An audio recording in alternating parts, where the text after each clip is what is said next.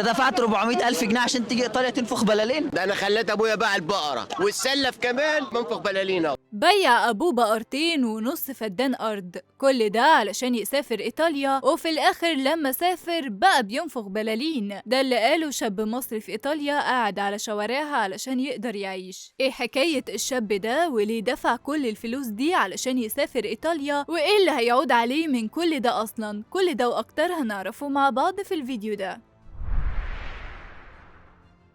شبابنا المصري في إيطاليا مش زي ما بنسمع عنهم دايما، في الأغلب كلنا فاكرين إنهم عايشين هناك مرفهين والعيشة معاهم فل الفل وحياتهم كلها فلوس وعيشة حلوة من اللي مفيش منها، بس اتضح إن الحقيقة غير جدا، والدليل قصة الشاب اللي انتم شفتوه ده في أول الفيديو. حكاية الشاب ببساطة خالص كان إنه نفسه في عيشة حلوة، نفسه ياكل ويشرب كويس ويعمل فلوس برضه كويسة، وكمان يتجوز ويبقى غني، يبقى من أغنياء بلده اللي فيهم عنده ملايين. الشاب ده بعد عشان يعمل كده لقى ان ما قدموش فرصه. الشاب ده بعد علشان يعمل كده ولقى ان ما قدموش فرصه لكده غير انه يسافر. شاف طريق الغربه هو الحل الوحيد، زيه زي شباب كتير بيسمعوا ان في اوروبا وبلاد بره فيها فلوس كتير والشغل حلو ومريح. الشاب علشان ينفذ خطته بقى اضطر على كلامه ان يبيع ابوه بقرتين علف وارض زراعيه من اللي وارثهم. تقريبا كده الشاب ده دفع 400,000 جنيه كاملين علشان بس يقدر يسافر ايطاليا. حد فيكم هيجي في باله للشاب يدفع ده كله؟ اتضح من التعليقات على الفيديو الاصلي للواقعة ان الشباب فعلا بيدفعوا المبالغ دي، واوقات تزيد شوية واوقات برضو تقل. المهم انها في النهاية بتقترب من الرقم ده، وده لان طريقة سفرهم مش مظبوطة، طريقة مش قانونية يعني، وداخل فيها لف ودوران كتير. ناس كتير بتدخل في الحوار ده واكتر من واحد، وفريق بيقسموا الفلوس على بعض.